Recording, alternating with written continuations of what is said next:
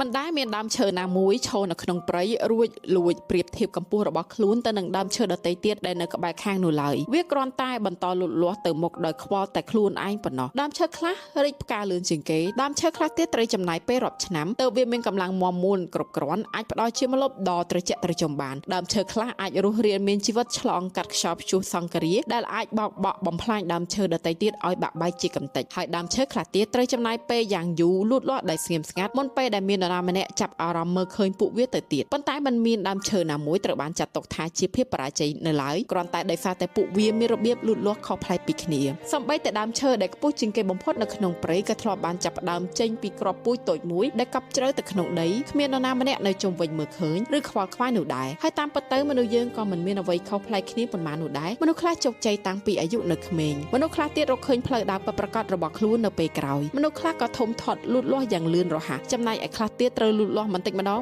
ងយ៉ាងលំបាកវេទនាឆ្លងកាត់រដូវកាលដ៏ជូរចត់ដែលគ្មាននរណាម្នាក់អាចយល់ពីពួកគេបានការលូតលាស់និងការរីកចម្រើនមិនមែនជាការប្រកួតប្រជែងឬក៏ប្រណាំងនោះឡើយពីព្រោះគោលបំណងនៃជីវិតរបស់ដើមឈើមិនមែនដើម្បីមកប្រកួតប្រជែងដណ្ដើមភាពលេចធ្លោនៅក្នុងព្រៃទេវាគ្រាន់តែជាការបន្តលូតលាស់ទៅជាទម្រង់មួយដែលរឹងមាំនិងល្អឥតខ្ចោះបំផុតតាមលទ្ធភាពដែលខ្លួនអាចធ្វើបានតែប៉ុណ្ណោះ